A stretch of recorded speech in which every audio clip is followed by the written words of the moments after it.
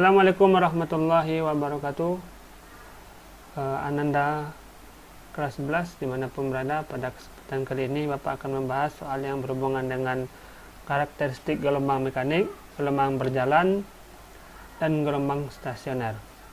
Untuk itu silakan perhatikan video ini dari awal sampai akhir, mudah-mudahan Ananda semua bisa mengambil manfaatnya. Untuk soal pertama, soal ini berhubungan dengan karakteristik gelombang mekanik, terutama gelombang transversal. Dua gabus berada di puncak-puncak gelombang. Keduanya bergerak naik turun di atas permukaan air laut sebanyak 20 kali dalam waktu 1 menit, mengikuti gelombang air laut. Jika jarak kedua gabus 100 cm dan di antara gabus terdapat 2 lembah dan 1 bukit, maka cepat rambat gelombang adalah. Ini perlu kita gambarkan dulu di mana keberadaan dari dua gabus ini yang berada di puncak-puncak gelombang dan terpisah oleh 2 lembah dan 1 bukit. Ya.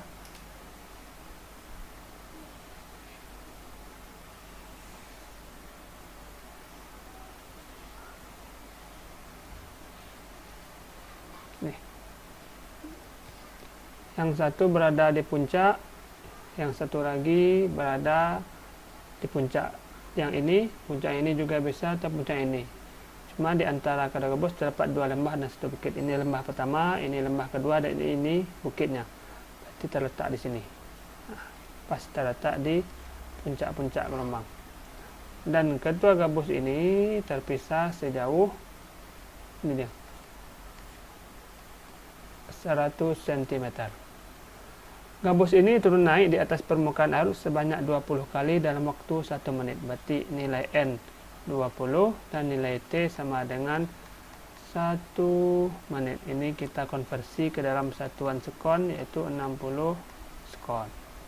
Maka dari besaran ini bisa kita dapatkan nilai frekuensi sebesar N per T, yaitu 20 per 60 atau 1 per 3 Hz. Kemudian dari data 100 cm ini bisa kita dapatkan nilai panjang gelombang. Jarak antara dua bukit yang berdekatan itu adalah 1 lambda, karena ini ada 2 bukit. 1 bukit ini 1 lambda, 1 bukit dari sini ke gabus ini 1 lambda, maka nilainya adalah 2 lambda atau 2 panjang gelombang.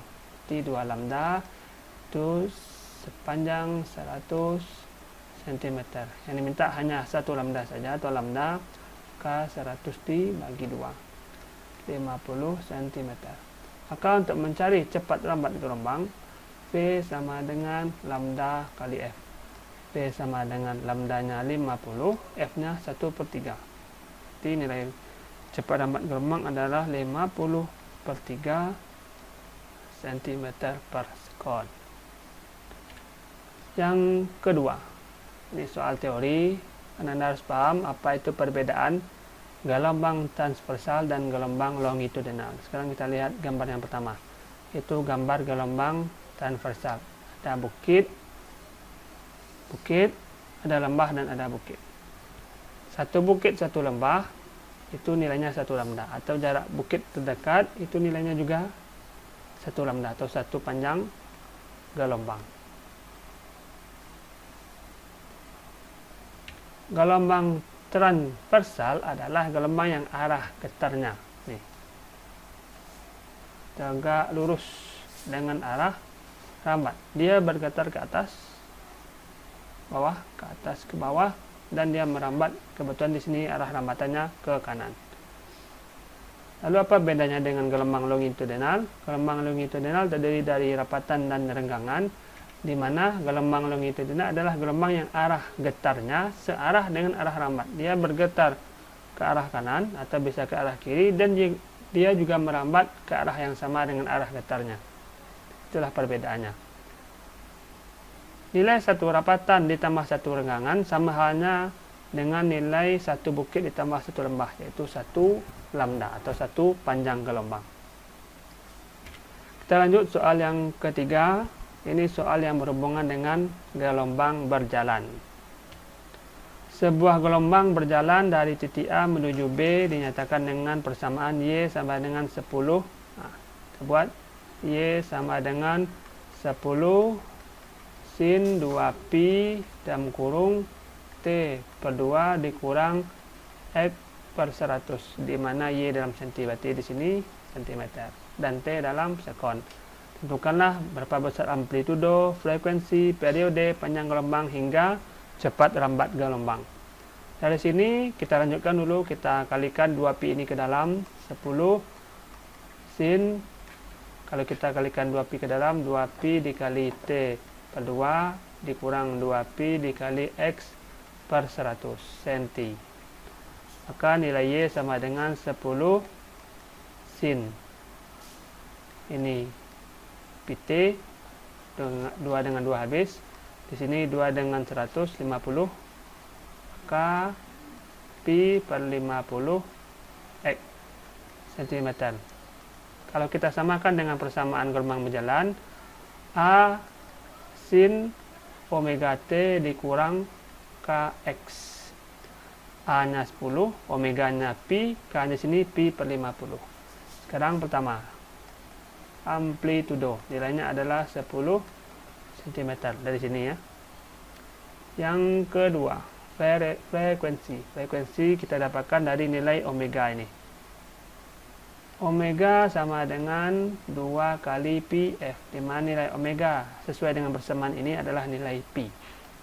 Pi sama dengan 2 pi f. Nilai 2 pi f ini selalu, atau secara tidak langsung, ini adalah rumusnya atau persamaannya. Yang berubah hanya nilai omega saja, tergantung dari soal yang kita dapatkan. Ini bisa kita coret, ini bisa kita coret, maka 2 pindah ke bawah sama dengan F, atau lebih bagus kita tulis seperti ini, F sama dengan setengah Hz.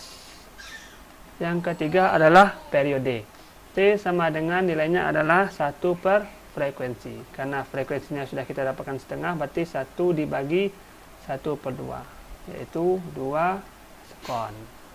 Sekarang panjang gelombang, nilai lambda.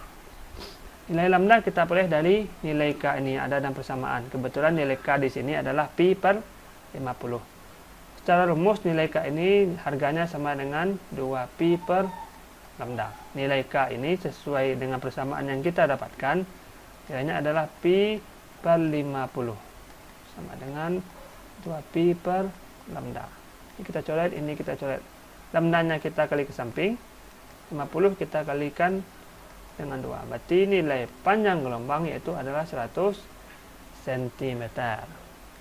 Langkah terakhir yaitu mencari cepat lambat gelombang. Sama dengan pembahasan soal nomor 1, nilai cepat lambat gelombang sebesar lambda dikali F. Lambdanya 100, F-nya setengah. P sama dengan 50 cm per sekon.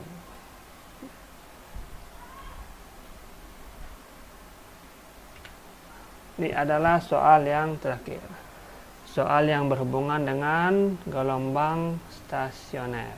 Seutas tali panjangnya 100 cm direntangkan mendatar. Gelombang merambat sepanjang tali dan dipantulkan hingga terbentuk gelombang stasioner.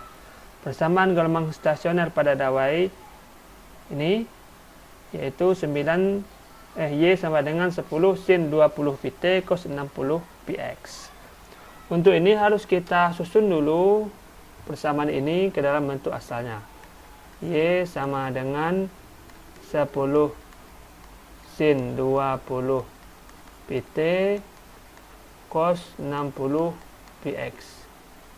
Dalam catatan yang diberikan atau dalam buku yang bisa Anda temukan di perpustakaan atau buku yang bersifat modul online, nilai X ini selalu berada di depan. Maksudnya seperti ini. Cos 10 cos 60 px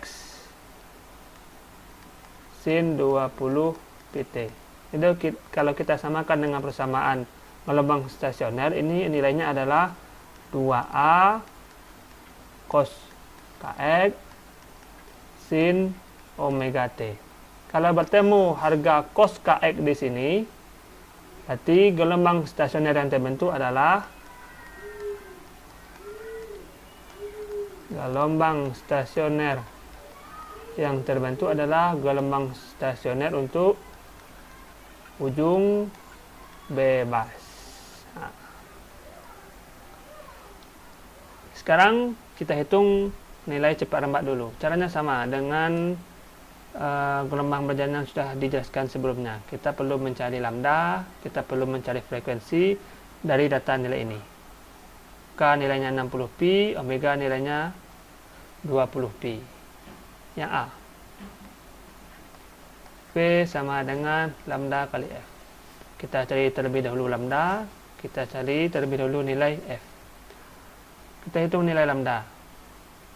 K sama dengan 2pi per lambda. Ini sudah rumus dasarnya ya. Nilai K di persamaan ini adalah 60pi. 60pi sama dengan 2pi per lambda. Lambdanya kita kali ke samping. Ini bisa kita coret terlebih dahulu, maka lambda sama dengan 2 per 60 atau 1 per 30 meter. Oh maaf, ini bukan senti ya, tapi meter. Nah, ini. Kemudian F sama dengan bukan F.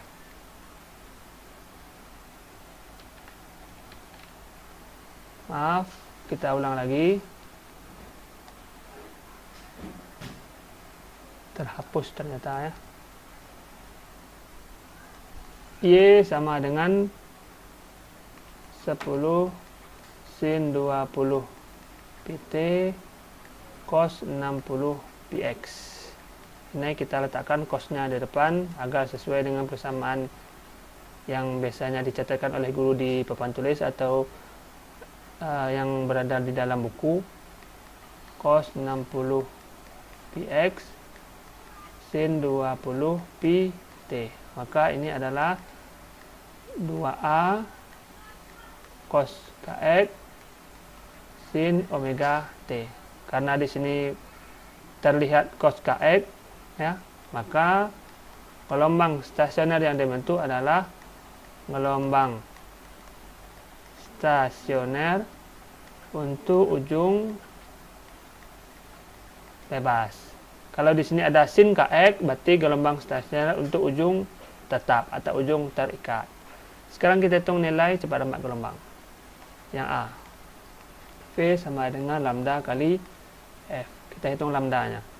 Terlebih dahulu kita cari nilai K sama dengan 2pi per lambda. Ini sudah rumus dasarnya atau rumus tetapnya. Nilai K sesuai dengan persamaan, ini dia 60pi. 60pi dengan 2pi per lambda. Ini kita coret, lambdanya kita kali ke samping, 60 kita letakkan ke bawah. Maka lambda sama dengan 1 per 30 meter. Omega sama dengan 2pi F. Ini juga sudah rumus dasarnya. Omega sesuai dengan persamaan yang diberikan, itu nilainya adalah 20pi. Sama dengan 2pi F. Maka nilai F sama dengan 20 per 2. 10 Hz. Maka nilai cepat lambat gelombang yaitu 1/30 dikali 10. V sama dengan 1 per 3 meter per sekon. Yang B, jarak perut keempat dari asal getaran. Kalau ditanya dari asal getaran, maka nilai panjang tali ini nanti akan kita gunakan. Kita buat di sini dulu, L sama dengan 100 cm. Untuk menentukan berapa jarak perut keempat dari asal getaran, kita hitung dulu nilai P4. P4 ini nilainya sama dengan 3/2 lambda. Ini bisa Anda lihat kembali di catatannya atau di modul yang sudah diberikan atau modul online yang tersebar luas di internet atau buku paketnya. Lambda ini sudah kita cari di sini nilainya, berarti P4 sama dengan 3/2 dikali 1/30. Maka nilai P4 sama dengan 1/20 meter. Kalau kita jadikan ke senti, ini sama dengan 1/20 dikali 100 cm, yaitu 5 cm. Maka jarak perut keempat dari asal getaran adalah L dikurang P4, yaitu 100 dikurang 5, 95 cm. Yang C, jarak simpul ketiga dari ujung pantul. Kalau ditanya simpul ketiga, berarti kita buat S3, tidak perlu pakai L di sini. Ya, diketahui karena yang ditanya adalah dari ujung pantul, bukan dari titik asal getaran. Ini nilainya adalah 5/4 lambda. 5/4 lambdanya 1/30. Ini 6, berarti 1/24 meter. Yang D, jarak perut yang berdekatan. Jarak perut yang berdekatan sama nilainya dengan jarak simpul yang berdekatan, yaitu nilainya adalah setengah lambda, sama dengan setengah dikali lambdanya 1/30, itu 1/60 meter. Yang E, jarak perut dan simpul yang berdekatan, ini nilainya adalah 1/4 lambda. 1/4 dikali lambda, lambdanya sudah kita cari di awal tadi, yaitu 1/30, sama dengan 1/120 meter. Baiklah Anda yang ada di rumah, mudah-mudahan penjelasan Bapak dari soal nomor 1, 2, 3, dan 4 bisa dipahami dan bermanfaat untuk memahami pelajaran fisika yang berhubungan dengan karakteristik gelombang mekanik, gelombang berjalan, dan gelombang stasioner. Terima kasih atas perhatiannya. Mohon maaf atas segala kekurangan. Assalamualaikum warahmatullahi wabarakatuh.